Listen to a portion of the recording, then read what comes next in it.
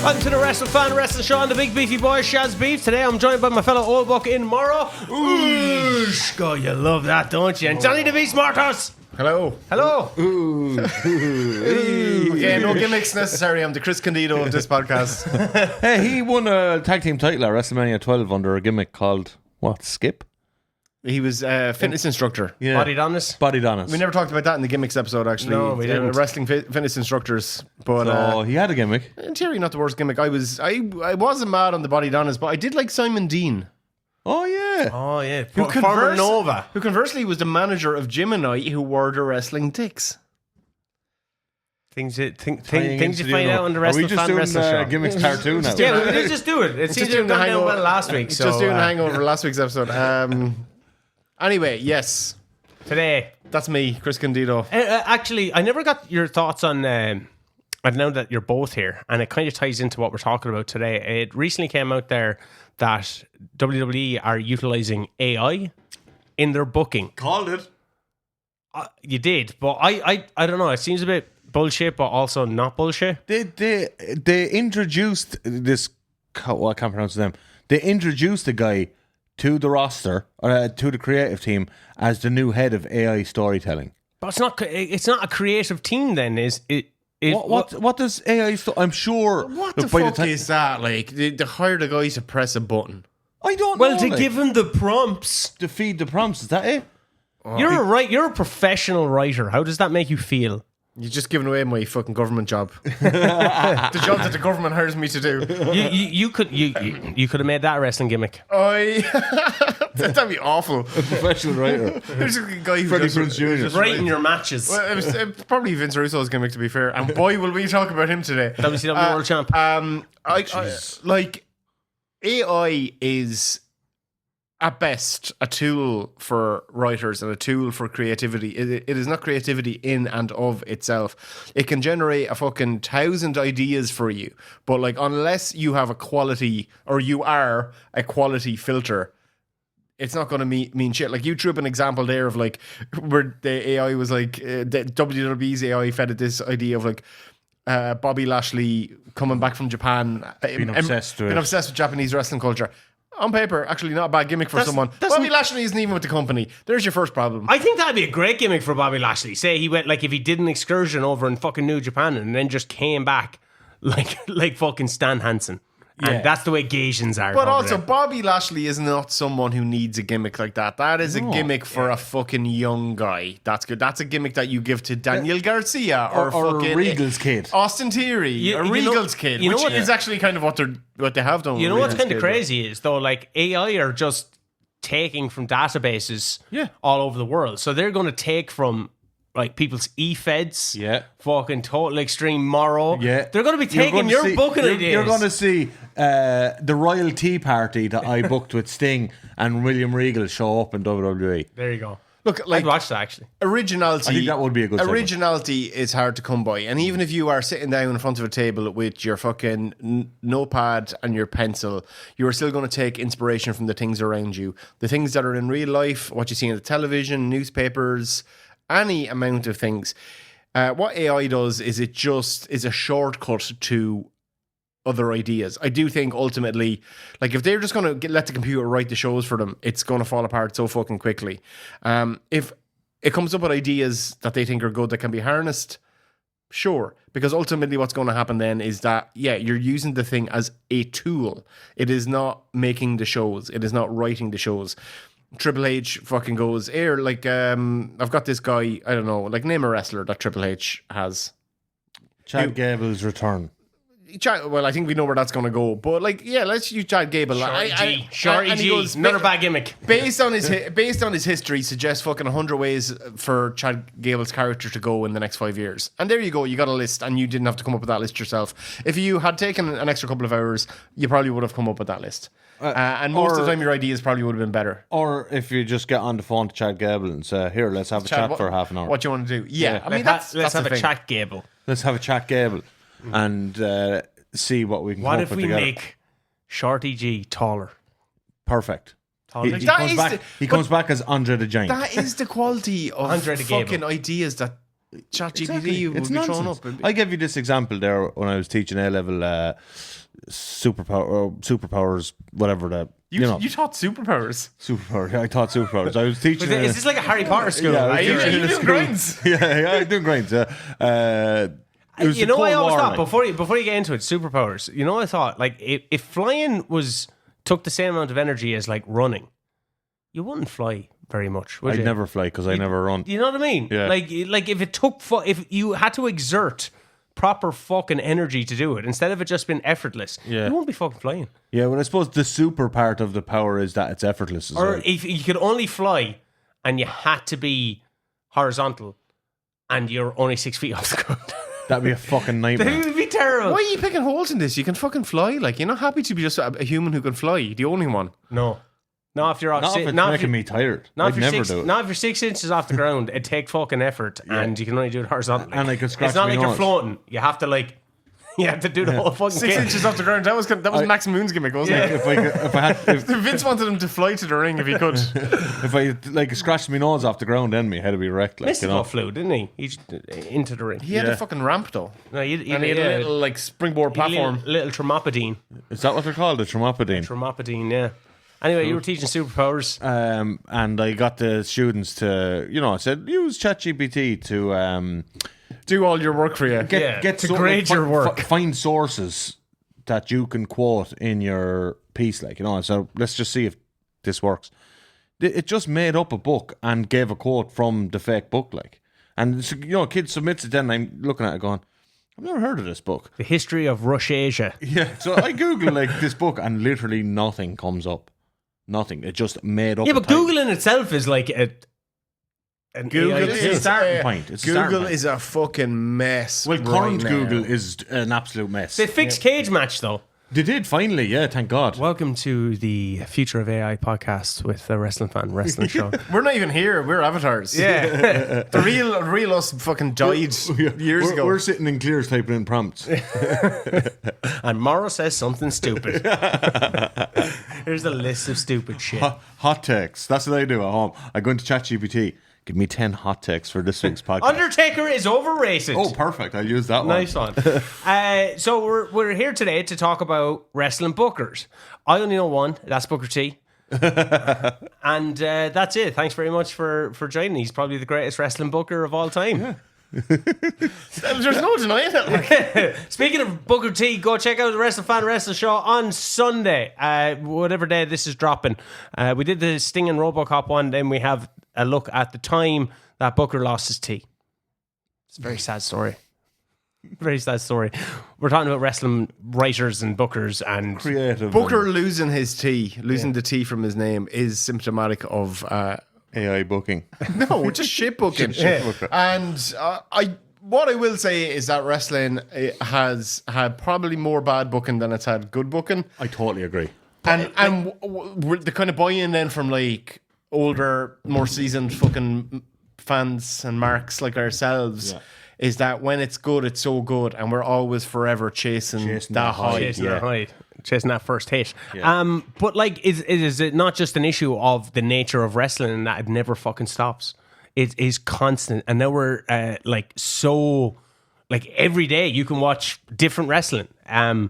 So it's just so constant. It's ever present. It's omnipresent almost. Yeah, it's like the closest You're going to get bad in it. The closest equivalent is probably like soap operas, in that even soap operas get a fucking break. Actually, wrestling really has nothing like it. It's like it's constantly going, it's constantly moving. You have to have new stories every week. It's a really That have a finite time to build. exactly. It's a tough job. And then people get injured and shit as well. So Yeah. why do you think? I know that there's creative teams, but the whole structure of a show, I find this mad that there's not a lot of maybe there is, but you kind of just you pass out. Here's 5 fucking wrestlers. You're going to give them to a certain creative person. Book those 5 wrestlers for me, please. Tell me the whole story, and then I'll look at it and go, okay, cool, that's it. Instead of having this fucking I suppose you're going to need a guiding force in it. You have to. Yeah, You do, yeah. And I It's think just there's so much of it. How can shit you not know, fall through the cracks? it's almost akin to like Vince McMahon used to love kind of comparing himself to like a movie director in so many ways, and he was a bit of a He never watched. we make movies as he eats his water. I always love bringing that up. How about the new hairstyle he has? Pepe Le Pew. What the fuck? What is If going you on? are been investigated for being a sex pest, do you model your haircut on Pepe Le Pew, fucking the most infamous animated sex pest of all time? No, I don't. That's the last thing I do. What the fuck is he playing at? It's insane. Like, you know what I mean? Hey, sex pest. Why do you have the sex pest there? If I was a sex pest, I simply would not. He dressed like Pepe Le Pew. Or like he looks like Vincent Price nowadays, or when he had that little pencil. Looking like Vincent Price is actually like he does a bit, but like someone so synonymous with horror. that's such a slag on Vincent Price. I feel bad. The two Vinces. So like in terms of the reason why wrestling is like it is probably because of television. And I'm just going to do the brief fucking history notes here. Yeah. So this is going way too back. We weren't alive, surprisingly We're going enough. to 1949 here. But like Toots Mont is part of this actually. Who's there? But in 1948, they set up. This is where like the modern trajectory of booking and bookers and where we are now comes from. In 1948, they said like the NWA properly formed, and that's basically like a cartel of not just promote. Like they're all promoters because they're all promoting their own individual like territories and companies.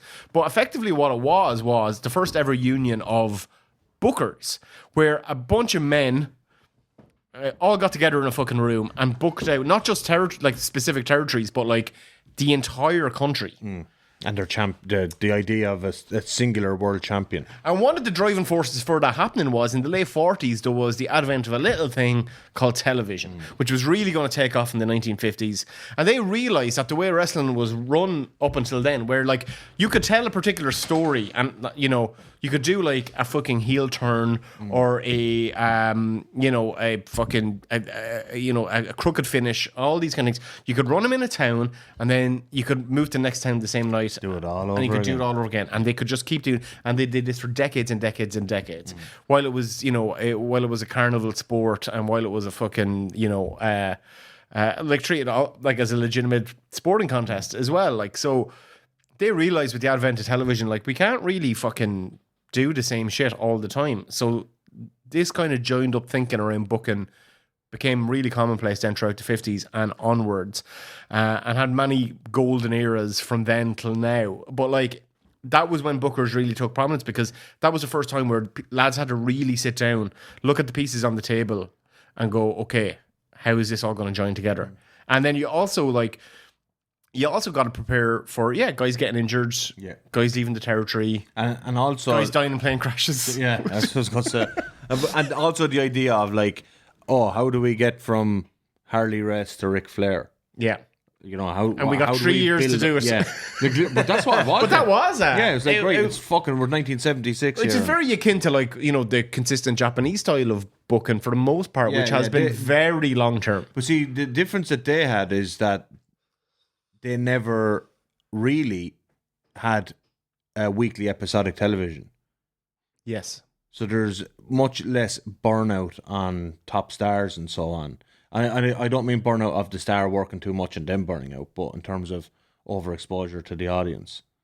Yeah, and overexposure was, obviously something that in territory days was a lot easier to curtail because like the NWA champion would only show up in a territory a lot of the time but for also, like a one shot even. But that booking Sometimes a tour, sometimes a one shot. That booking committee really, what that was like that was a lot of guys who had to have a vote on who the champ was going to be. Guys in certain towns, like who were like, maybe lesser parts of the NWA or whatever, they would get like world title matches against your Ric Flairs, your Terry Funks, your Dory Funks, your Harley Races, etc. They wouldn't be expected to beat them. They never really would. It was always like appointed by the committee, and it usually favoured the top promoters, the fucking Sam Mushnicks and the Jim Crockett's, and that, and they make really good use out of that in the Iron Claw movie because Fritz for a long time, he was a very successful promoter. He was part of that NWA brain trust, but he wasn't. He didn't have strong enough leverage to up until David died, unfortunately, to be able to make someone from his particular promotion. But a David world was champion. like purported to be the next one, wasn't He he? was been lined up. He was been lined up when he died. Like, yeah. I mean, he was been lined up in the same way the fucking Magnum TA was. Yeah, I mean, a lot of guys were lined up. And some of them just never got there. So like David might, or it could have been a thing like where they put it on David for a while, and then it was like, it's not really drawn. When he goes on tour, we'll have to go back to Flair. Yeah, I think there's a lot of that. I think they kind of tried that. Was it Tommy Rich? They tried that with briefly. Yes, I think it was Tommy I don't know Rich. if that was the main title though, but like They did something with Tommy Rich though. Garvin? Garvin was like the other end of that. Garvin was like they were actually really short on fucking. I mean, that was like when Jim Crockett Promotions and WWF were like neck and neck in the late 80s, and Vince was really starting to edge them out. And they were really stuck for a fucking world champion, and they just felt like, for whatever reason, Ronnie Garvin deserved I suppose, what we always call it now, the Mick Foley run.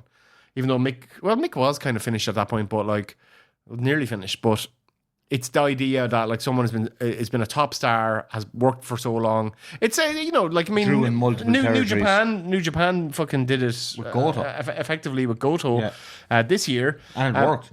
It worked. It does work. It does work sometimes if it's the right guy and you go, yeah, thank God that guy has that belt under his.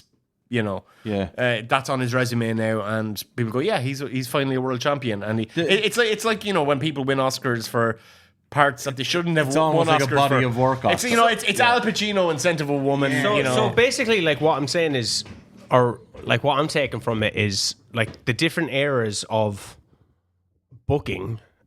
Like it's probably going to be hard to define who is the best or greatest booker because of There's the different different challenges. parameters surrounding the booking. Yeah, but also I think you I could name like a couple of like I mean I think there are people, if you were going to put the top 5 bookers of all time, if you're going to make a list, you could probably find the 5 people you go, they're actually probably the 5 best over a period of about 70 years. Do you want me to get to some of the listeners' comments? Yeah, So do. I put it up there, and then we can kind of spitball off that. Oisin McCarthy 129 says Paul Heyman in his time with ECW and SmackDown, he knew his ability and never overcomplicated things. Neil XCA, big friend of the show, but no longer my friend. At a risk of never been allowed to comment again, he says Morro. my man. You stole every idea, you son of a bitch. Didn't steal any I ideas. told you to do a tournament, do more singles matches, and put the belt on Ricky Steamboat. What does he do? Does a tournament, does more single matches. He wanted to do a G1 style tournament with 10 I suggested it, but I said the main thing is I said tournament and put the belt on Ricky I was Steamboat. always doing a And tournament. Morton, My bullshit. Bull fucking shit. I the got guy who likes receipts. AEW isn't going to do a tournament I got when his champion gets injured. I got receipts. I got Like, are you suggesting that the guy who you claim is biased towards AEW isn't going to do a tournament when his champion gets injured? I'm on my fourth tournament of the save, and I it's only suppose you 1 did year. fuck up an exploding barbed wire match as well. So That is my fault. Our Ron the analyst did say, you'll probably like this, you big fucking mark. Outside the obvious names, Jado and Gato did a great job in New Japan in Yeah, I the have, a lot to say, 2010s. I have a lot to say about them. Paul Herno too says Mr. Heyman. Jer Banahan, apparently Bill Watts in the early 90s. That could be I think he's talking about me. And the only Bill Watts in Ruben, the early 80s. the only yes. Ruben Hennessy giving a shout out to Irish promotions in Joe Cabret. Fuck Joe Cabret. In fairness, Joe's done Joe is he's fucking hands there's down an Irish- the best Irish promoter of all time. And I know it's a fallow field, but like he's sustained so much interest through so many cycles of OTT for 10 years that can only be commended. The man Without has- at any point tanking his own promotion, which most of these guys do. Like Look at IWW, like what happened with that? That started off hot, and then it kind of whatever era of wrestling that it was kind of going into, it wasn't putting on those super shows that it used to do. Where like the CZW title was defended in IWW International Showdown. Bonkers, yeah. You know, it's mad. And there was what I'm trying to say is there wasn't many like recurring storylines. It was what you said used to kind of happen before the dawn of television, where they'd go and they'd go on tour and they'd practically repeat the same match over and over again. Whereas with OTT, you were having at least a monthly focus on But like, I how think to expand your stories. With Joe there as well, like he created his own Irish promotion that in the span of 11 years, has put 2,000 people into the National Stadium. 200 people 2,200 on numerous occasions. multiple times. He's managed to keep a firm grasp on the character base in as much as he can. Particularly, I know people leave, people come, people go. That's just indie anyway. I know, but like he's kept kept a grasp on characters and continuity. And that is over a 10-year period is not easy in any like Paul Heyman. I mean, as great as Paul Heyman was for that period, Paul Heyman had a good 5 to 6 years. Yeah, well, he had a good 5 to 6 years in ECW. And he had a good 1 year in WWE. Yeah, that SmackDown 6 year, I will say. Yeah.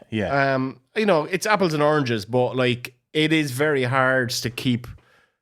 Bit like Bischoff had what? Bischoff had maybe a good 2 years, 3 years. You know what I mean? Any Are you saying 96 to 98, or are you including like the inception of Nitro from 95? I would give Bischoff 95 to 98. I'd give him 95 to 98. Yeah. I'd give him 95 to 98. And like, but this is a thing with bookers. If you look through like the history of bookers, most of them burned out 5-6 years in. It does happen. One name I'm surprised it didn't come up there, and this is going to feel like a deep cut, but it really isn't. I think like Tootsmond. It's not Tootsmond. Tootsmond was actually not a hectic booker. The best booker, I think, objectively, if you're breaking it down, and you're not going to be like, oh, this is some lad from the 40s. It's actually not. The best booker, I think, of all time is George Scott. And what's unique about George Scott, and everyone's going to go like, who the fuck is George Scott? You'll know well, George when Scott is the reason that WWF is where they are now. He's the reason WCW are where they are now, or are where they got to, I should say. What's unique about George Scott is that this was a guy who was considered the best booker in the world. Well, I said the world, but like, I mean, their world, American wrestling culture in the 1970s, 1980s, into the early 90s. So he had basically a 2-decade run. But what's interesting is like most of the guys we're going to talk about are guys who are bookers, but they're also the promoter. George Scott was like a hired gun he was a bit of a promoter at times. He ran Maple Leaf Wrestling for a while. But this was a fucking guy. He retired in 1973. He ends up working for Jim Crockett Promotions. Makes them the hottest fucking company throughout the 70s. He's booking most of that NWA stuff. Well, the Jim Crockett Promotions end of it anyway. But like his attention to detail and how he was able to fucking book matches, book characters. He's the guy who brings in, like, he had a big belief in bringing in young guys. So as soon as he got the pencil, he's like, I got all these young guys. I got this guy, Roddy Piper, Ricky Steamboat, Ric Flair, Jimmy Snuka. He brings all was these the one boys who in. got the title on the Flair, wasn't he? The first time He got the title on the Flair and prepared that run. So he's the long-term booker for all of that. He has a bit of a fall now with Jim Crockett Jr. over money in the early 80s. He's immediately in demand. He's like the belle of the fucking ball. Everybody wants him booking their promotion. Eventually, Vince McMahon Sr. gets him in 1983. Coincidentally, and I think this is probably why he was in 1983, because Vince Sr. knew he was bringing the company over to his son, Vince Jr., who, as we all know, not much of a great promoter, not much of a booker. Terrible booker. To say the fucking least. And he needed the best booker in the business to make sure that his son didn't immediately capsize that business.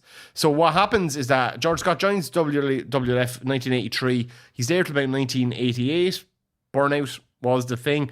But that's the guy. It wasn't like, Vince McMahon gets the credit for this, but the guy he was booking that fucking Hogan run. Yeah. The guy who was booking all the first WrestleManias. The guy who was working with Dick Ebersol on Saturday Night's Main Event. Who was booking all the Saturday Night Main Event. That was George Scott, and that was his job. And he was fucking faxing out booking for multiple house shows every weekend. Like he was like the ultimate freelancer booker in that, like, as I said, he's not running the company, but everybody who runs the company is going, if we can just get George Scott in to book our fucking show. You could say the same for Eddie Graham as well. I was about to say Eddie Graham. So Eddie Graham would like. The likes of Bill Watts, Kevin Sullivan, and Dusty Rhodes. Like the learning tree. They all learn from him. Like Bill Watts is an interesting one because I think there's a real interest in. I think two of the most important booking periods in territory wrestling happened at the exact same time.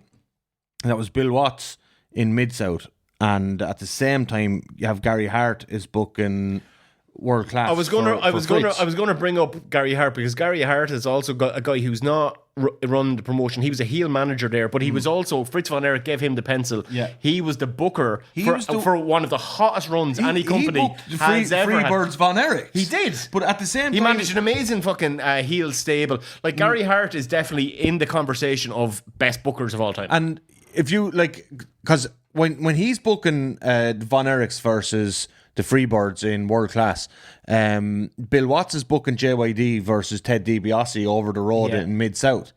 And I think and that's a big thing, so people know. Like how they're two of the best feuds ever. How over JYD was. A black man in the South, and the most over guy in the territory by a country mile. Yeah. In the hottest feud. Like, was there another kind of like would Bobo Brazil before him previous, have been? yeah. Would if he had been a good like comparison point? Well, like indicator. I know he was more. You're New talking York. because Bobo was in more urban areas, Tri-state. Yeah, and then you had like, I mean, this is like feasible kind of black world champions before Ron Simmons, and JYD was one. JYD definitely could have, because it was so worker based then. He wasn't going to get it on that basis. He wasn't going to get the touring think. champ. Yeah, he wasn't good enough in the ring.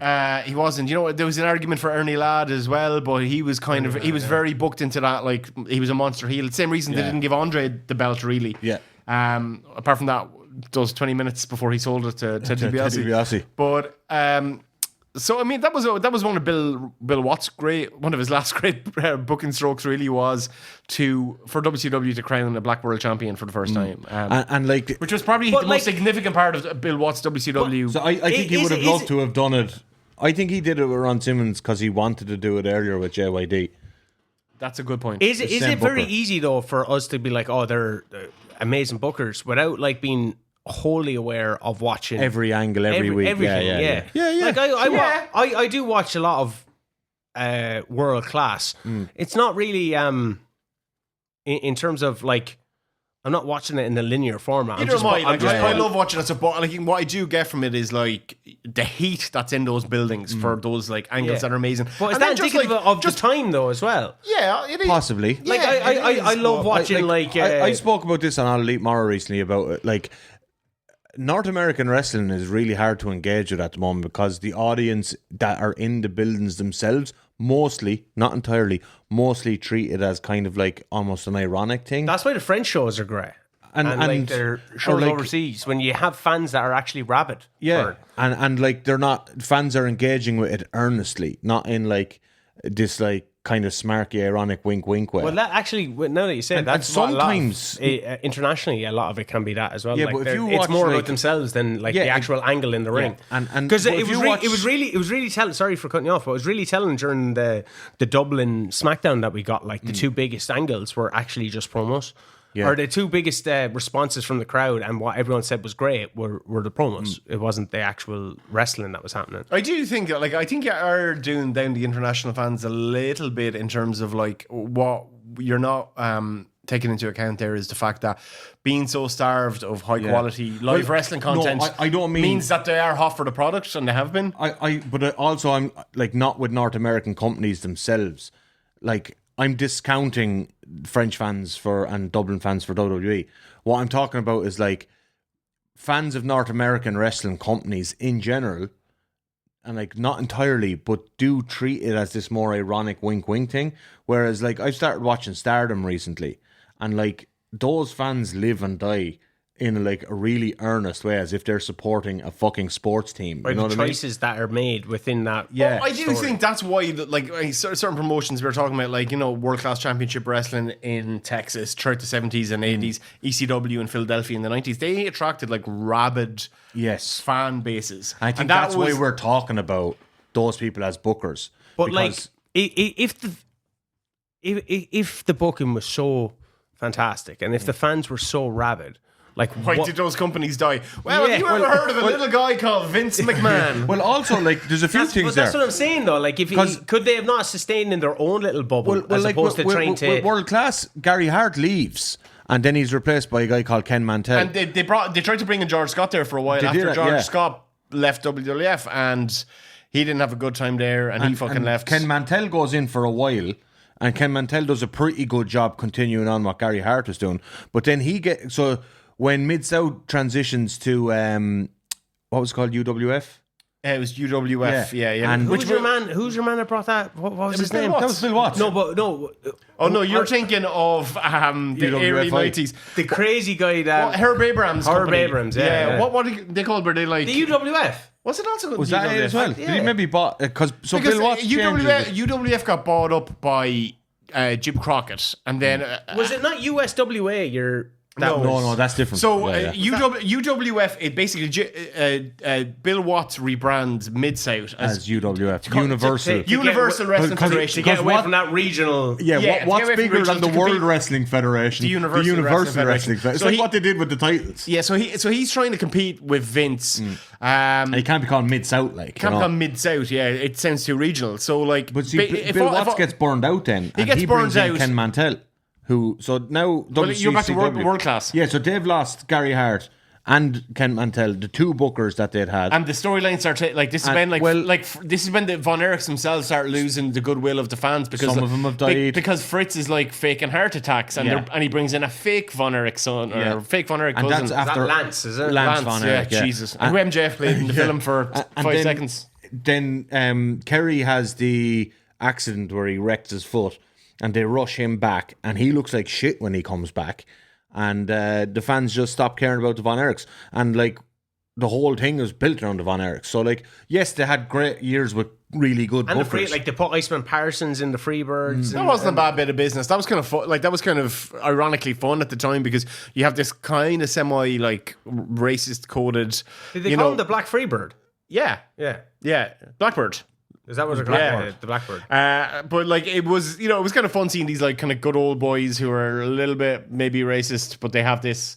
Their black friend. I'm not racist because I have a black Yeah, friend. you know what I mean. So they're kind of been presented as like a coming down with the Confederate flag and like a slightly racist. That wouldn't even be it'd be racist tinge now. At the time, it was probably just normal. What about Lawler then from Memphis? Well, who was booking Memphis? 'Cause Memphis- Fucking Eddie Gilbert booked a lot of Memphis. Eddie Gilbert did Jerry Jarrett. Who was Jerry Lawler? Jerry Lawler, Yeah, there was someone with Jerry Jarrett before Eddie Gilbert came in. Who was With that? Jerry Lawler. Sorry, not with Jerry Jarrett. He had it was like a Fritz Von Erich situation where You have to promote her, but then you have to book her. yeah, so Jerry Jarrett I've wasn't watched the a lot actual of booker. Memphis recently. So And good. The old TV shows though Yeah, aren't. no, They're not good But at all. If you like, I remember seeing like one of Rick Rude's debut in Memphis. And I was Like it was an "Fuck, infamously cheap promotion. And Yeah, you can, that's you what can comes see that across in the like. quality of their angles. Like how much shit they just shot in And, Jerry like- Lawler's back garden. yeah, they were infamously Was that cheap. where Kamala was shot? Yeah, Yeah. Dublin for Uganda. Like they were an infinite or what you say, infamously cheap. Infinitely cheap Promotion, like, or you know. infamously cheap promotion.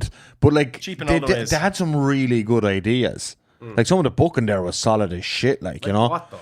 well, like that fucking Kaufman thing? The Kaufman thing is genius. Yeah. And then the Jerry Lawler Austin Idol cage match where Tommy Rich by the 90s they got way too hokey. You got real hokey then. Lawler leaves then. And when Lawler gets I know, hit by he's the still- car, He's is it- still, I know he's still knocking about, but like He's he's still going. kind of there till like 97, 98. Is it Tommy Rich knocks down Lawler? No, it's Eddie Gilbert. Eddie Gilbert knocks down That was Lawler. vicious because it was just like, well, how do we fake this? We no, don't. we'll just fucking We'll just knock knock you down Jerry Lawler. They just knocked him down. Like they weren't paying for special effects or that. Like so they just knocked him down.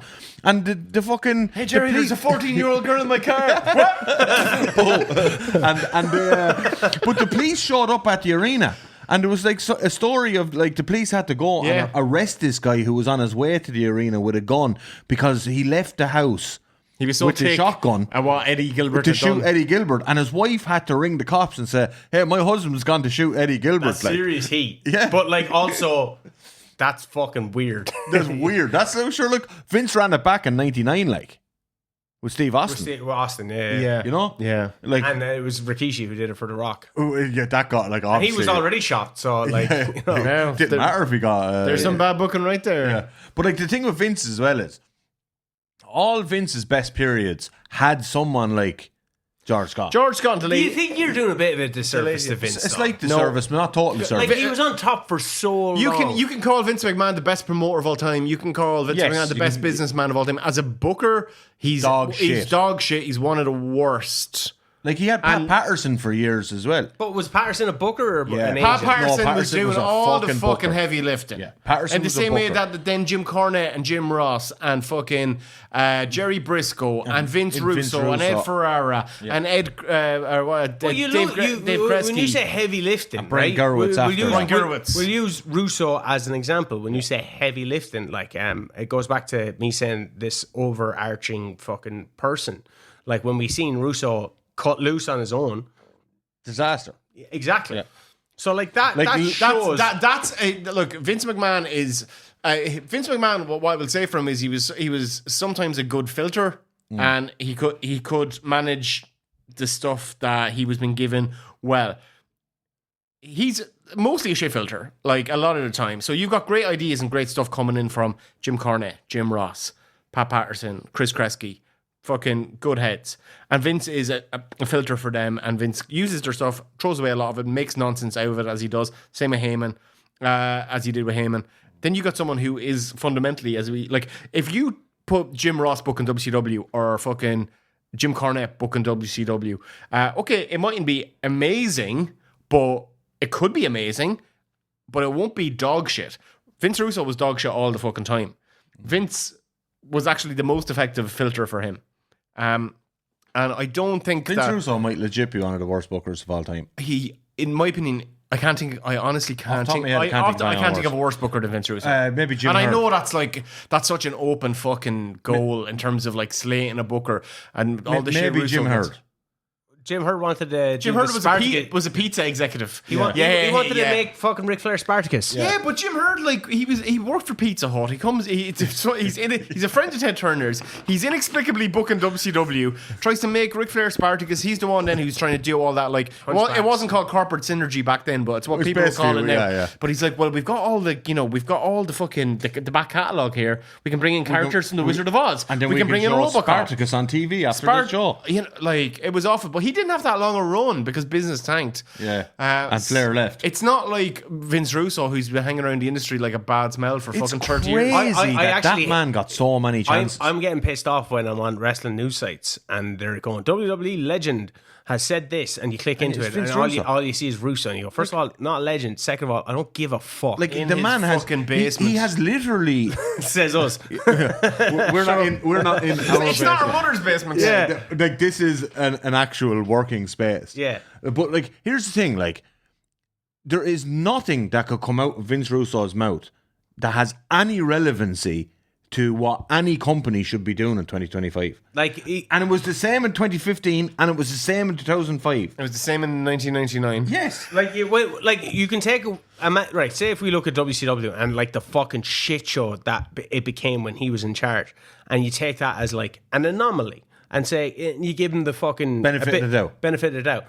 To see what he further went on to do in TNA. Yeah, but And TNA, WWE hired him back again in for like because 3 weeks or something, was it?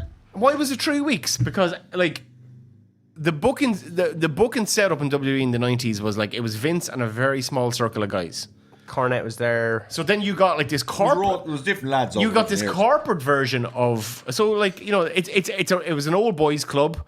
It was still a old boys club effectively in the 2000s, but it was way more corporate. Stephanie takes up that position, head of creative, in And they'd gone public as well. October 2000. They've gone public, and then to bring Russo into that environment, and everybody who is like people who've come from TV, who've worked in reality TV or worked in any kind of scripted entertainment, they're looking at Vince Russo's throwing in his ideas. This is And Vince McMahon is slop. just getting embarrassed himself, going, how did I bring this lad back? Yeah, but like Vince McMahon is also the They guy that got rid of him in 3 fucking weeks. Yeah, but he's also the guy that did the Katie Vick storyline. Vince McMahon. You know what I mean? So like, McMahon has done a ton of horrible things. like, we're not defending Vince McMahon here. We're saying Do you that he might be the second worst The booker of all unfortunate time. thing with Vince is that Vince's reign of terror as a booker went on for 40 years. Yeah.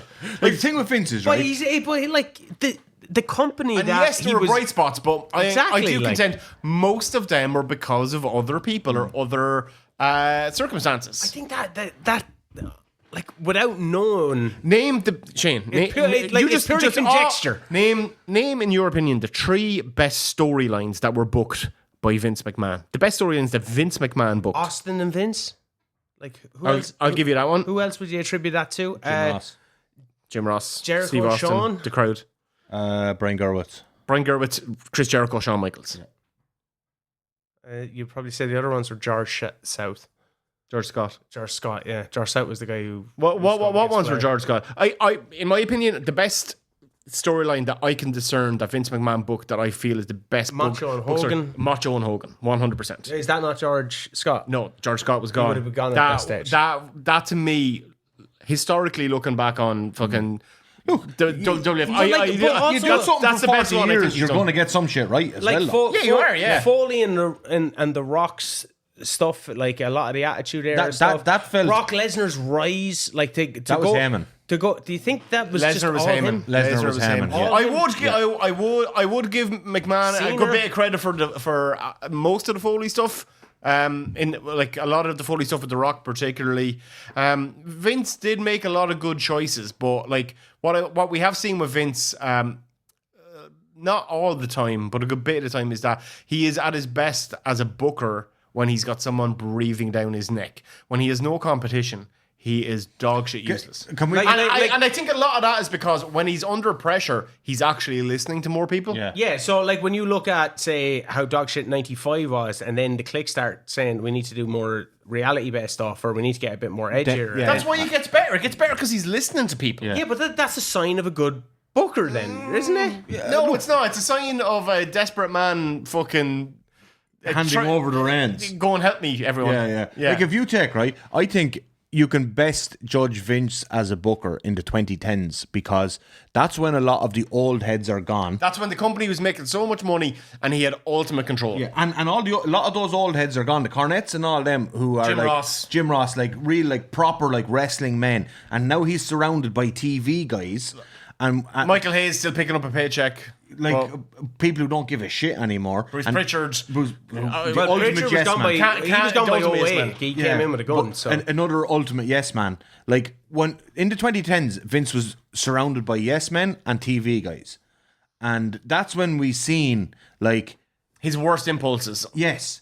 And like that's it. Like I think that's him at his core. That's him. Like that's his. That's him unfiltered. That is the real Vince McMahon as a booker. And you get things like Baron Corbin pouring dog feed on it's top the of Roman worst Reigns. fucking shit you've ever seen. But that's just like I would imagine eventually, because of his longevity, he timed out. That's why his dad like brought in George Scott to work with him for 5 fucking years. Because we would have had fart jokes and shit jokes. That company would have been WrestleMania 1 wouldn't have happened, and they would have been in the fucking ground and like, if he didn't have someone else booking those shows. What's the best storyline of the 2010s? Is probably the Daniel Bryan Yes Movement thing. He was dragged kicking and fucking screaming into that it. storyline. Was he though? Yes, he was, of course. Yes. What? Yes.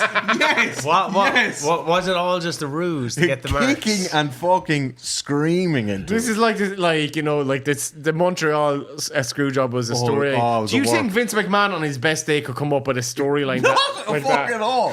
Not a half. There's like he ain't that creative, like. You know, and I think that's why I think the 2010s are the fairest reflection. Look, we all have a soft spot for classic WWE, but what we're saying is that the booking of that was in spite of Vince McMahon. It was mostly not because of Vince McMahon. Like what I'm getting at, and it's probably like having trouble getting the differences between the promoter and the booker. While though I do understand it, I think they're both inherently There is a link. There is a link. There is differences. I mean, so like as a promoter, you want to have bring in the most money. So biggest houses, most success, exactly, buy rates, and generally that would align to good storytelling. Yeah. So if you have someone that is in charge of promoting and like the head of creative or whatever the fuck he was, the overarching fucking studio head, like obviously that he gets put in that category as a booker as well. Yeah. Regardless of whether he has people feeding suggestions. I don't know, but also like no doubt you're going to get people feeding suggestions in every business, but also in every but also company. as in like conversely to that, you know, you've got like you got Heyman, who's a booker promoter for ECW throughout the whole 90s and burns himself fucking out, and the company accordingly financially he did not have the business head for it. But then we get that sweet spot of like you just get Paul Heyman as a pure booker, where he doesn't have to worry about promoting, and we get like that 2002, 2003 SmackDown, and he's not on Monday night. and he's not on Monday night, and like that was exceptional stuff, and that That's the really best work Paul that Heyman's was what career. elevated Heyman's legend as a wrestling kind of mastermind. But unfortunately, the problem there is that like he's not McMahon, so like Vince eventually looks at Heyman and goes, like he did with Triple H and NXT, he goes, "This is so successful now, and everybody loves it. I didn't come up with this, and I'm going to destroy it." And that's what he fucking did. Yeah. He did it to Heyman. He did it to his own fucking daughter. He did it to his own son-in-law. He did it to everyone. Like look whenever he takes back power on something, it all falls apart. Yeah, like he brought in, because like 1995, business was in the doldrums, and he's going, I need to like focus on the business side of this. I need to focus on being a promoter again. Yeah. He brings in Bill Watts to be the head booker of WWF in 1995. Bill Watts does 3 months, and he's like, has a quick pace out the fucking balcony, and then he's fucking gone. He's gone. But Bill Watts was burned out anyway. Well, like Jerry Jarrett. Well, Jerry Jarrett was he was wasn't going to be the booker. He was going to be the business. Oh, was he? Jerry was going to be brought in 1994 if Vince went to jail. That was Jerry's role. It would have been he would have been doing. And he would have been working with Linda, doing the business job. Yeah. And they would have brought in. He would have brought in a booker. Yeah. He would have brought in a booker. He'd probably. I think he would have brought in Eddie Gilbert. He was still there in '94. Like he didn't die till '95. I'd say at that point Jerry Lawler was probably gunning for the job. I'd say Dusty Rhodes would have ran at it. Again, Dusty, a guy never a promoter but was a booker. Yeah, similar to Flair, similar to Kevin Nash in WCW as well. Yeah, who turned real bad at his job too. And Dusty wasn't a fucking hectic booker either, and neither was Flair. Kevin Sullivan Again, another great example. Yeah. Kevin Sullivan, I think in terms of the wrestlers who became bookers and weren't promoters and were just bookers, I think Sullivan is probably one of the best, if not the best. Well, my issue with Sullivan is I think Dungeon of Doom. Like it's not even that. It's not even that. It's just like I actually think Eddie Gilbert is far more influential. Eddie Gilbert's a great one to say, was. because the thing about Eddie Gilbert though is that like he died very young, and you kind of going like, what if? Because he never got to pay. He never burned out. Like it's like if Heyman never did anything else other than fucking 3 years of ECW. Maybe it would have been legendary, but you would be kind of going, what if he got to do it on the biggest scale, on the biggest canvas? Yeah. But see, I think if Jerry Jarrett comes in '94, he could have brought in Eddie Gilbert because Eddie Gilbert's still doing ECW then. And Eddie he's Gilbert was such a hot act. To change. Like, Heyman built ECW what it became off what Eddie Gilbert started. Like he didn't go full ECW edgy out, but he had started bringing in a lot of risque and edgy shit. And then when Heyman comes in, he just leans into that as heavy as you possibly can and creates fucking magic. But also Eddie Gilbert had, after booking Memphis, he had lots of experience of like the idea of weekly episodic stuff as well. But like good bookers, I think ultimately have their fingers on the pulse. And that was something that Heyman had for a while. Eddie Gilbert had it. Vince, to his credit, had it for the two hottest periods, certainly in the late 90s and the kind of mid to late 80s. While he wasn't maybe conjuring up a lot of stuff in himself, he made it fucking flourish. I mean, he put that business onto a level that no wrestling company had ever been able to do. You can't deny Vince McMahon's credentials as a promoter and a businessman.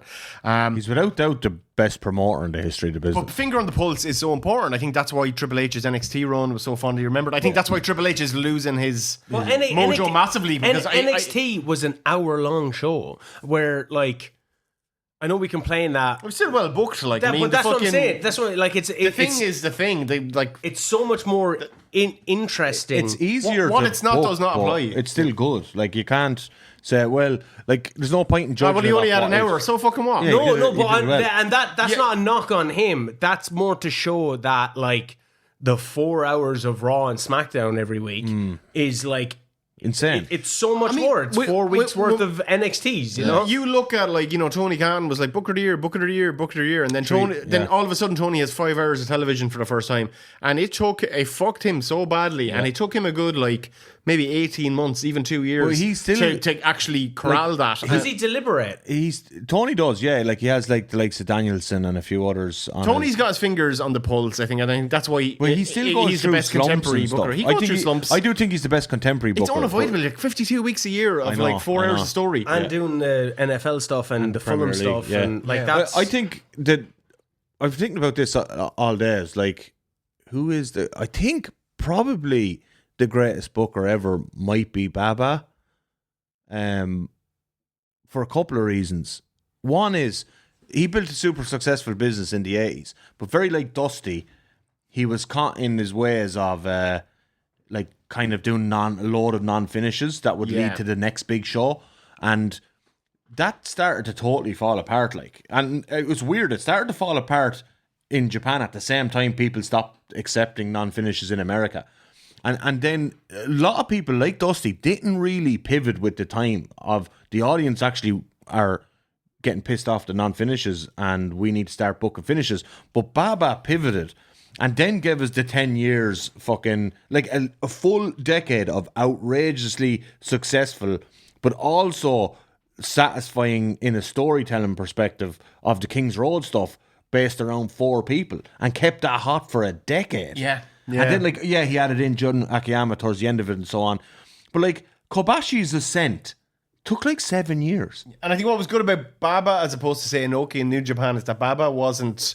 Like, he was a star attraction, but it wasn't that Inoki thing where it's like, I am the main character all the time. But like, which, you know, when you look at, like, say, the downfall of Dusty Rhodes and Ric Flair, even as bookers in the late 80s and early 90s, was like their inability to not book themselves as the top star. Yeah. Which can also be said for Vern Gagne in... You can say that for Vince as well. Yeah, and Bischoff. Like, not the main star, but Bischoff, like... Vince McMahon wants, like, all, like, his big attitude here. Wants The Rock and Foley and Austin were out the fucking gap, and...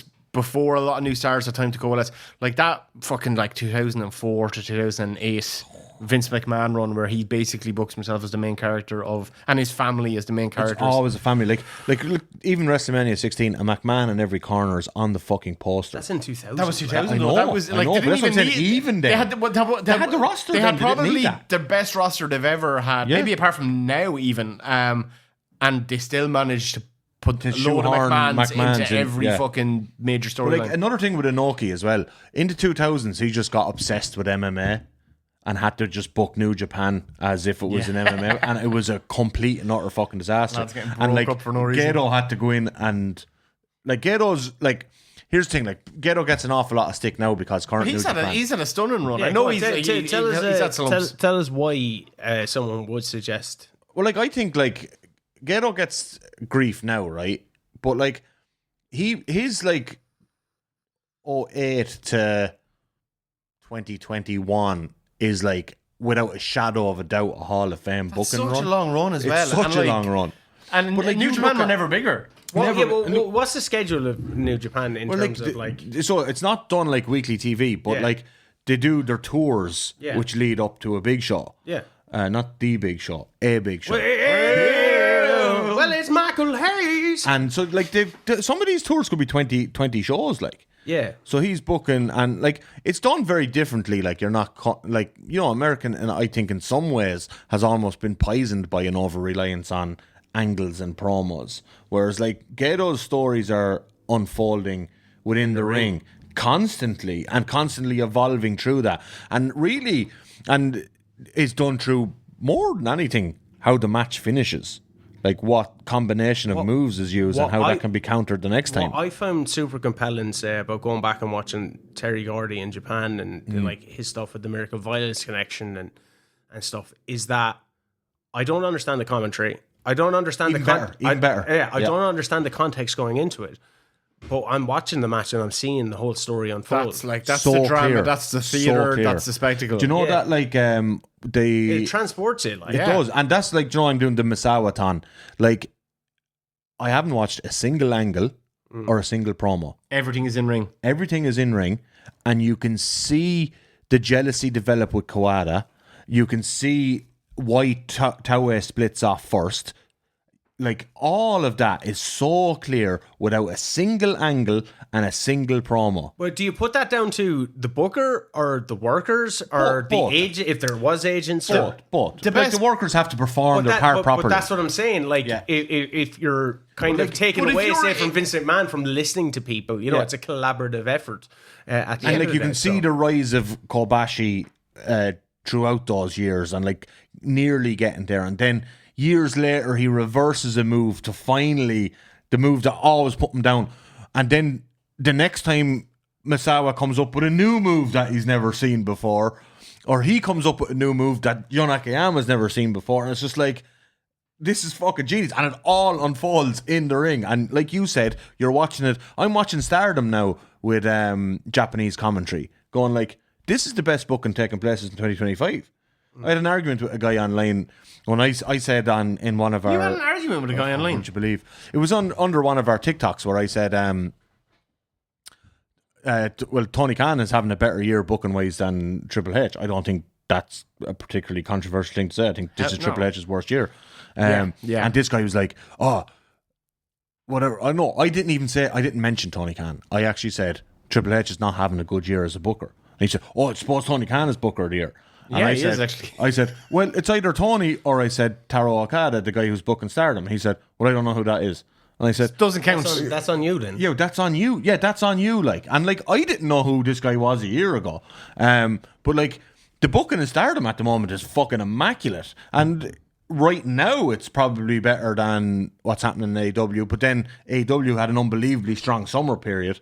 So it's hard, you know. I know I've just started to debate myself on 2025 Booker of the Year. We'll just tip out. Yeah. But yeah, that thing of watching it with foreign commentary that you don't understand, and then if you can still perfectly tell what's going on, then you're going, well, the Booker and the wrestlers here are fucking awesome. Yeah. And I think it is down to a lot of like clean, simple storytelling, something that Tony Khan had an amazing grasp of for the first couple of years of AEW, lost for about 2 years, 18 months, 2 years, and now he seems to have that grasp back. And he's gotten a bit unlucky recently with injuries as well. He really has. But like, you think Andrade is no compete.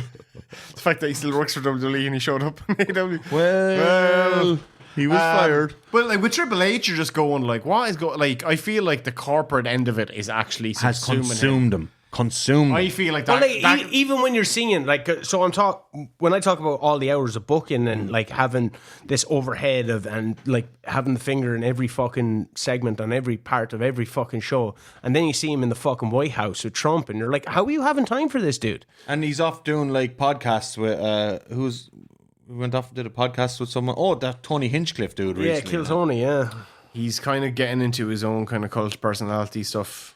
He's trying to make himself to Dana White, and like someone said, like, you know, about that's a terrible comparison. I was like, because Dana White does X, Y, and Z. It's like Dana White hasn't booked a fight in fucking years. Like, Dana White is a pure figurehead. People don't realize that. Yeah, he has Hunter Campbell, he had Joe Silva, he had like loads of different guys actually booking the fights.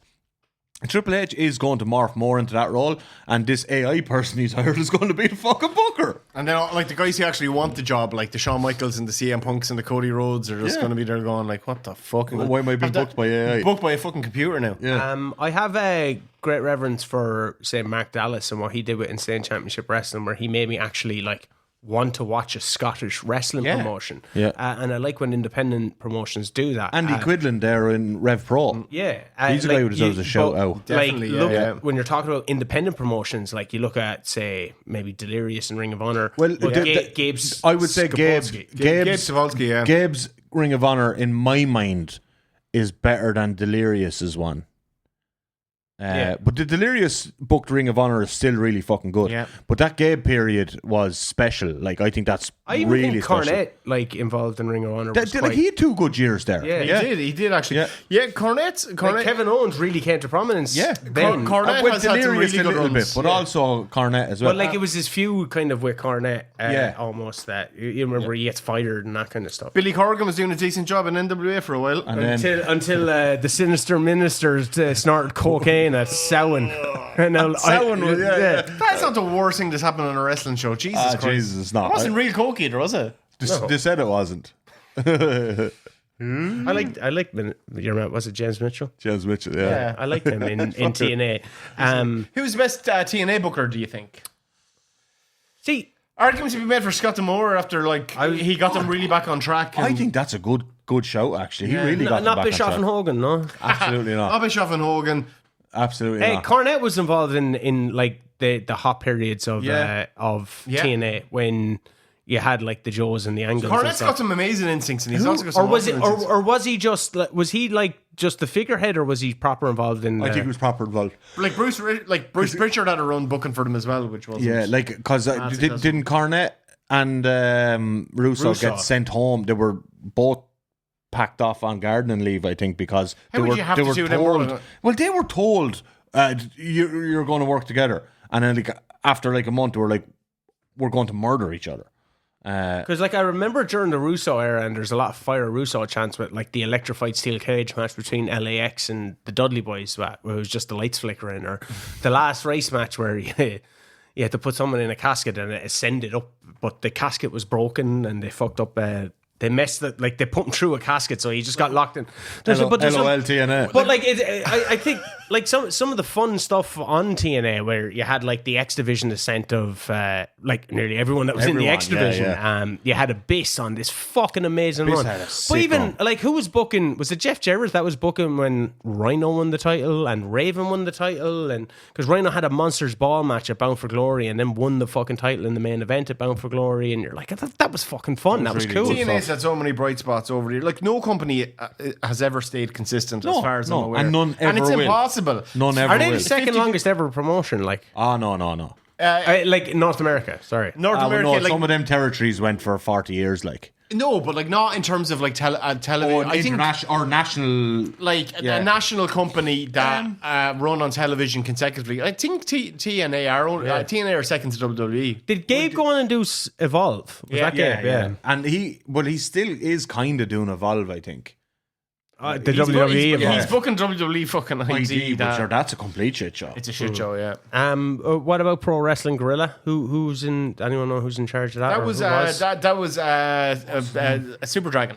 Originally, I think Excalibur. I think Excalibur did a lot of the booking there as well. Because there's a few people in the mix, but I think it was more like Battle of Los Angeles and that was booked by Super Dragon for the most part. I read that the Young Bucks would be interested in like when their time is done in wrestling in overtaking that. Yeah, well, it needs it because they've been basically semi-defunct for a couple of years now. When they lost Reseda, the venue, and they went to the other venue, and it kind of, in some ways, I think lost. They had created like one of the hottest indie venues since like the original ECW arena, and then so much of the identity of the company was tied up in that. It's not, it's like not dissimilar to what OTT was like with the Tivoli. They had fucking Sofia Vergara ringside in Reseda, and what was supposedly, because the Battle of LA used to take place in August. In LA, in this sweatbox with no AC, and Sofia Vergara is there slamming on the mat, and everyone is sweating buckets, like the smelliest building in the world at that time. A lot of wrestling fans as well. It was just like, it was an exceptionally hot promotion and had like really hot events, and it's not. And again, a lot of that comes from the booking, and it is that thing. If you're rewarded with good booking, you're going to go back again. You're going to go back again, and then as that decreases, you're just going to like you move away. I feel like I can miss this one. It's that tension that we're always operating in as wrestling fans, where it's the hope that'll kill you. Yeah. But when it comes through, when a great piece of booking, or when you get this hot streak from a company. When's the last time you felt that that euphoria of they got this right and it worked perfectly? I thought AEW All In this year was spectacular. It was so cathartic. It was everything I wanted from pro wrestling. I think that was my last feeling of that as well. I have to say WWE delivered it with WrestleMania 40 in a big way. Yeah. NXT before that, probably. But that was like every NXT takeover was that. For years. Like even just watching the weekly TV show was such a joy, and then it'll leave you. Like, what my thing is when you're watching wrestling, that kept me interested in wrestling for years. Where like I was like, what the fuck is there for me? It leaves you wanting more. You want more of the story. How is this going to develop? Like Kevin Owens and when Sami Zayn comes back, this is going to be fucking massive. When Omega finally beat Okada as well, that was like, I mean, that was New Japan at their peak. I don't find like wrestling now is leaving me want more. And Well, part of the problem is we have more. We have so but much. like, it's not like I'm not invested in the journey of someone, or there's no one that like WrestleMania 40. You said like Cody's fucking finish. I was really like, and I was so When pissed you watched off at All In with me, and I had that there, like Yeah, I didn't have it, though. Yeah, well, you weren't watching. But that's week because to you were week. kind of inordinately biased against AEW for some reason. It wasn't that I was biased. I was mad on the fucking AEW train, but it just started losing my interest. I started losing And interest. it hasn't in regained your interest. No, because as I said, the journey of someone is what, I think like fucking the journey of a wrestler. that's the most important thing. Yeah, it's like makes you want to tune in and tune in. And then for years, AEW kind of like just stop doing it. So I was like, why would I invest my time in something? Yeah, I don't know. Like, I think AEW has kept it pretty lit in that regard. Not for the 2 years. The problem there is because it got messy and convoluted, but the consistency was still there. But unfortunately, it got convoluted. It got like. It was just a fucking hodgepodge of too much messiness. And I think cleanness, consistency, clarity, character motivations that are clear and can be easily fucking determined. And also some kind of an adherence to like a character's backstory, which was a thing that didn't exist in WWF for a good 20 to 30 years. 27 years. Until Triple H at the very least. And it's what really made his booking take off once he got the pencil, was he was going... That person was betrayed by that person 5 years ago. They used to be in a faction together. Yeah, they were a tag team. I remember this. There should be some reference The fans to that. remember this. And that was one of the biggest sticks that Vince McMahon was beaten with by the fans, the likes of us, for years, is that we knew, because you would hear these stories coming from wrestlers or from fucking He famously executives. said when Jericho was like, I could be like, win 8 Intercontinental titles. I could be the first 8-time champion. He goes, no one gives a fuck about the Intercontinental title. Yeah, we do. Yes, we do. We completely If do. you tell us to, we will. Yeah. Like, and that was Vince's thing as well. He's going like, but when people would say, "Well, the fans not remember," and he go, "They won't remember." They won't And remember. Vince was they're off- just chanting fucking Albert at your new and Tensai. that's Yeah, why yeah. he was such a consistently bad booker, because he just had the man has no concept of basic Continuity. storytelling. How you tell a story, how you tell multiple stories at once. It doesn't, and that's the thing with wrestling. We're not looking for the fucking Sopranos or Succession or whatever, but we are looking for something that at least tries to do the things give we me- love in good TV. Give me the bare minimum of respect. yeah, let's have like As an example, recently, are you excited, say, for the whole Vision breaking up on WWF? No, not particularly. no, because it's been not well executed. But if they can, fact they if they never can got- salvage And that's what I mean. Like, No, the reason I'm not They excited never got there in the first place. Exactly, they never got there in the first place. The reason I'm not excited is because WWE has just had a very bad year of booking. They fucked John Cena's heel run. let play out, John. You said no, that. I know You I said did, that. but like I think we can safely say now, like what I gotcha. They have salvaged it from an in-ring perspective, but when you look in terms of like the consistency and continuity, I still don't know why he turned face. Was it just a thing to get Cody over? It was just, no, I'm face now. I'm sorry. Yes, no, yeah.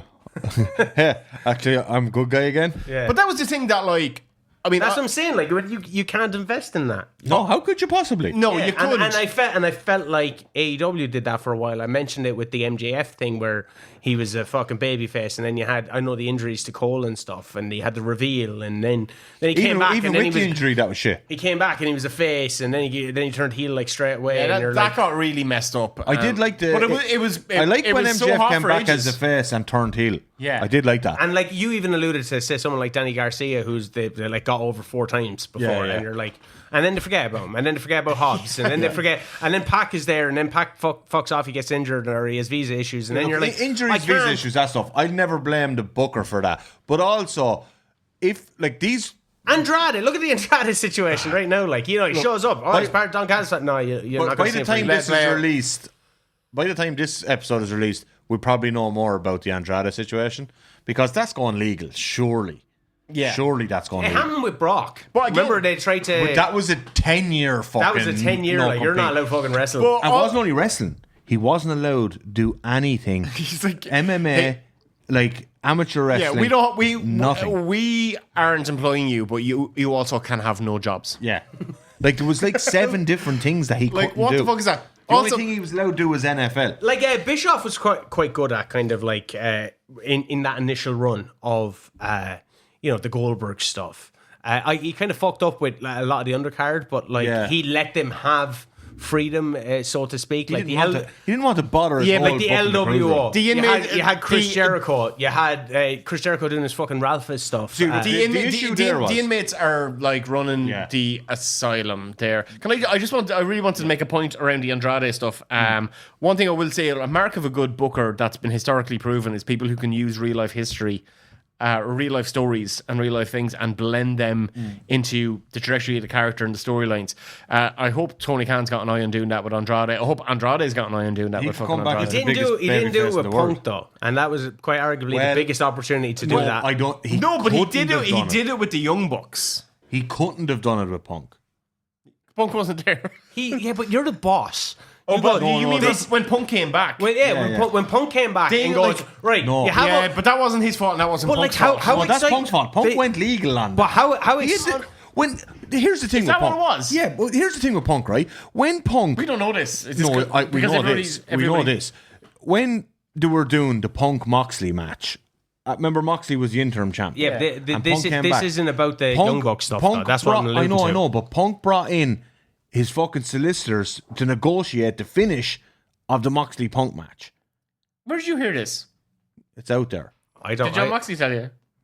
John Moxley alluded to it. But like, that's out there. No, but what I'm saying is multiple sources. Like, remember when you hear Punk anything with him and the Young Bucks went legal. Remember when the Young Bucks and Omega came back and they actually started taking the piss out of CM thought they were Punk? building to I the was thing. like, this is fucking amazing. Yeah, this they're building is to it. class. Yeah. And they just like, no, we're doing separate shows. We're keeping them They all stopped apart. because And Punk called the fucking solicitors in.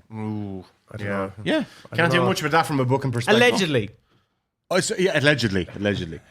But there's enough tea on that. But like even the Death Rider stuff, like it wasn't so long ago that we were kind of like, this is fucking shit. yeah, and we let it play out. We let it play out, and it's really good. It doesn't mean that. It's fucking awesome. But it But doesn't mean also, that. things do a good booker will. That's why I felt really ambiguous about that turn with Division, because I was like, I wanted to see that faction bed in and have time wanted to see do the Division turn. and become good. Like that. Like look at their. I know they're not as hot as they used to be, but it took a while for Judgment Day to get to where they got, and they had a really Rhea Ripley. Yeah, it really did. But like, no, it didn't, because that was initially Well, like, the Rhea and Dom thing.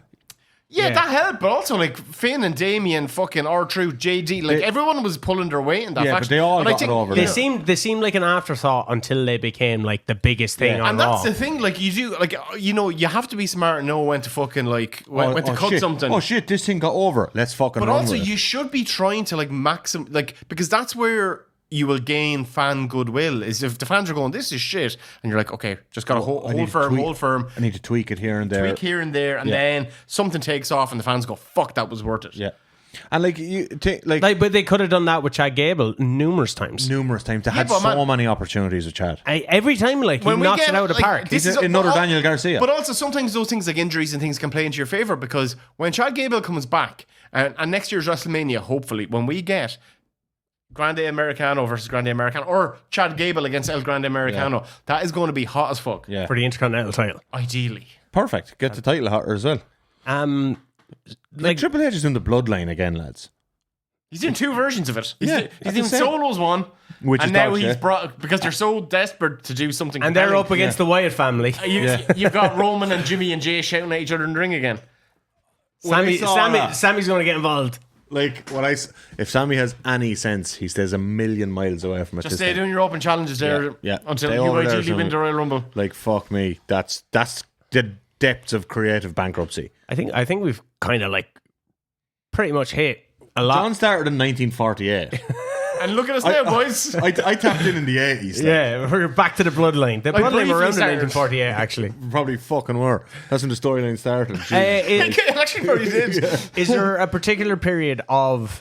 I suppose it's different because when you're young and your age and like how invested you are and what your perception of wrestling was. But is there a particular angle booked by a particular booker that has grasped you so much that you would kind of point to maybe being your favorite kind of booked angle Because like I don't know if it's an angle as much as it is a program, but I think what Paul Heyman did with Sabu and Taz is That's a great one. just a next level. And I have to say that was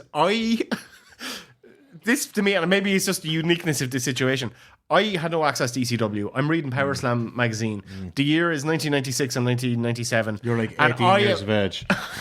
I was not 18. I was not 27. I was not even a teen. I was a small boy who was fascinated by the idea of ECW, and I would read it. And I was reading about this every week in a magazine, and seeing pictures And going wild for And it. then in 1997, when I finally, like, me and my mates managed that, we found some guy in fucking Northern Ireland who could send us a bootleg videotape of barely legal, and that was like the first time I'd seen ECW.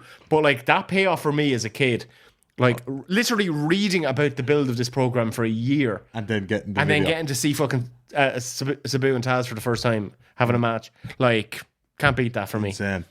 I think mine in terms of like adult life, I would go the Okada Omega series. That whole thing of building to Omega finally winning it. I thought that, and because that runs parallel to Okada's like unbelievable world title reign. So it's like two things happening at once that were booked together but also separately. Fucking a work of genius. And then in terms of growing up, like what I just think like the whole like aura of Stone Cold Steve Austin. Not in particularly any single angle or anything. Oh, Vince and Stone Cold though. Yeah, Vince and Stone Cold, but it was Stone Cold's raw energy. Obviously, it was great that you had a heel like Vince to go against, but just every fucking angle. That time we had the fake gun with the Bang 316. Vince and Austin was just gold. Like, it was just constant. and like in that year, 97 the beer to truck, 99. or the Mike Tyson thing. Like, the guy just came on screen and it was like this untethered fucking energy that was like... It was just, captured it me, was the like, you biggest star that like any of us. I mean, I know Hogan was like the biggest star, but like Austin just eclipsed him, and like the excitement of Steve Austin. And I think if you were any age, like Seeing him get we would have arrested been young lads when that was fucking happening. But like I'd imagine even at the time, if you're in your 20s or 30s or 40s or even like younger, if you were like a fucking 8-year-old, you're probably going, Jesus Christ, this is Who amazing. was the coolest motherfucker on the planet in Steve 98, Austin. 99? To me, it was Foley. Well, yeah, I don't look you. If I ever had to make a list of the 100 greatest wrestlers ever, like I'd probably have Mick Foley in my top 5. Like, Oh, I would easily. You know? Like Mick Foley made me excited as a kid because like you honestly did not know what the fuck that man was going to do, and I always I liked violence in my wrestling. So I remember being like super. and now you're a total pussy. I remember being super stoked for Sabu and Abyss in the first barbed wire match that I was going to watch. Like, A lot of love for Sabu here when it comes to the booking. and And you knew he didn't give a fuck about the booking. He wasn't in there politicking. Here, what am I going to do? Yeah, fucking grand. and Fuck myself through a few tables. Samoa Joe and Kurt Angle. That was fucking brilliant as well. Samoa Joe with like the way they brought it in, the headbutt, all that, Yeah. like just the headbutt. the fever pitch of Kurt Angle and Samoa Joe going The against first each time other. I seen the headbutt lifted me out of my seat. That was the first and only time me and my friends had a big group watch for a TNA pay-per-view yeah. because it was that exciting at the time. I think, yeah, probably the same actually. Cody's story as well, I think, has probably been one of the most compelling things for me. Yeah, it's been fantastic. For two, like, and the fact that he lost the WrestleMania 39 and how put out I was by it. Yeah, you were. I will say, like, and it's still going, but like the last 6 years of the fucking Ballad of Hangman Page have been beautiful. Some of the best and long term story. And It's not so much a topsy-turvy. particular story, but just the trajectory of a character over a long period of time, and Genius, all the different fucking ups and downs. It's been amazing. And that I don't really put that in Tony Khan's pocket as him being the booker. I think a lot of that is. I think a lot of that is Hangman, and it is probably the Elite as well too. From a live perspective, the Devlin, Walter, and David Starr stuff. Yeah, Devlin Walter for me. I wasn't here for David Starr. Yeah, but like it was so they were all embedded within each other. Yeah. You know what I mean? It was just a fantastic story as a fan to follow along and go whole and the Sean Ryan's video packages and just been like they were just so energy. good. just been like what the I was there when like the fucking the WrestleMania 13 almost, the heel face kind of fucking switches. But like, and I've heard stories about how they didn't know what reaction either one was going to get. So like, they were fucking doing that match in the ring. Yeah. You know what I mean? Like that. And when you hear shit like that, you're like, that's fucking awesome. Because you didn't know if Jordan was going to get cheered or booed. So it was like, oh, well, if he gets booed, well, then he's going to have a more of a heel dynamic. Yeah. And then obviously the Walter stuff and Jordan finally accomplishing it. And like similar to that, like the Austin Brett WrestleMania 13 thing is just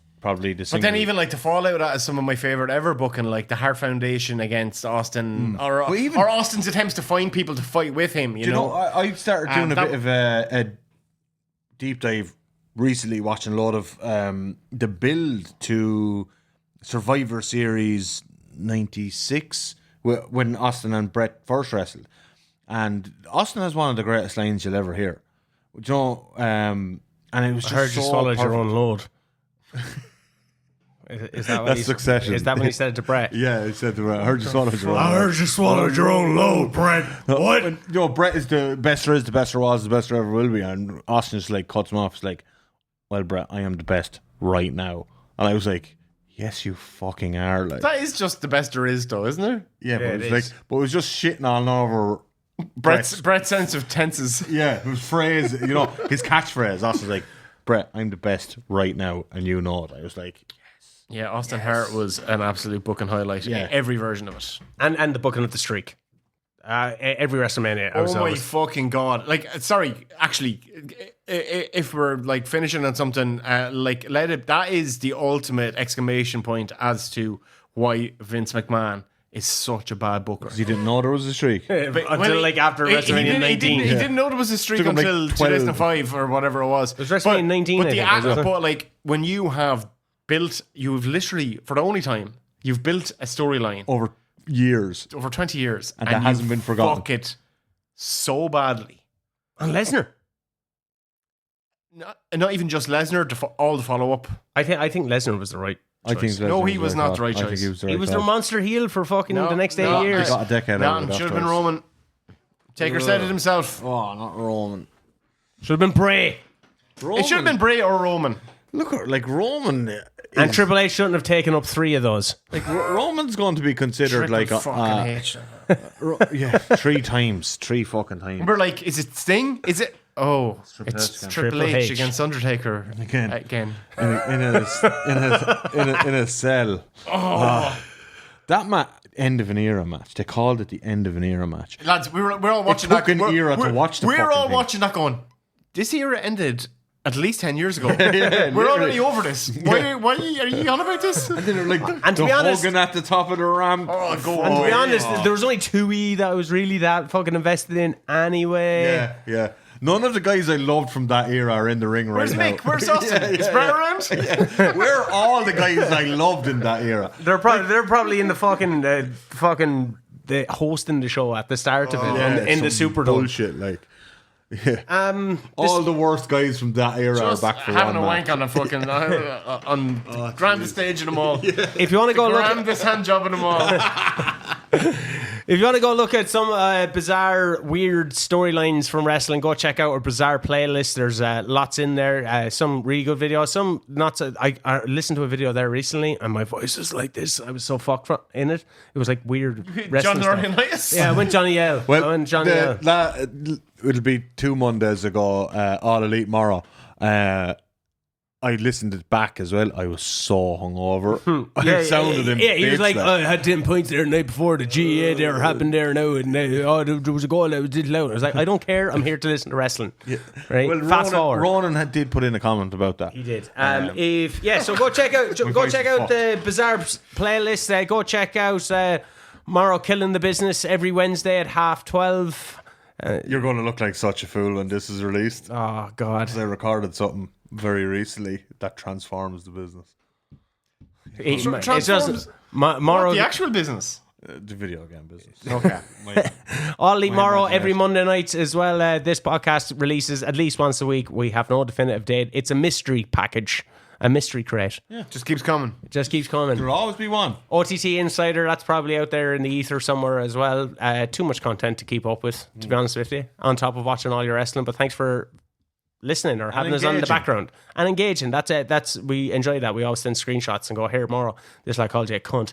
Yeah. It's brilliant. The Morro goes online and starts fighting with him. Yeah. I love the Morro hate. Can we get more? I need more TikTok hot takes. Like, type in the comments a hot take I should make that we should just clip specifically for TikTok. No, and see you if those have to be idiots- genuine. I want nothing to do with this fucking rage No, bait. all my hot takes are pure genuine. Yeah, so they're so genuine that you're asking people I to need give more though. good I'm things. running out of hot takes. If you see Morro on the street anywhere around Ireland, punch him in the face, see what happens. Punch him in the face. He'll like that. Won't work out well for you, I tell you that. Or if he comes at you, he's eating a kebab, throw his kebab away. Don't do that.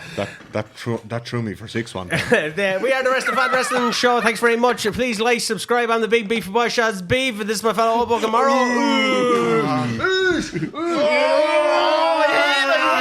It's Johnny the Beast Mortos. Stay safe, stay sane. Good luck.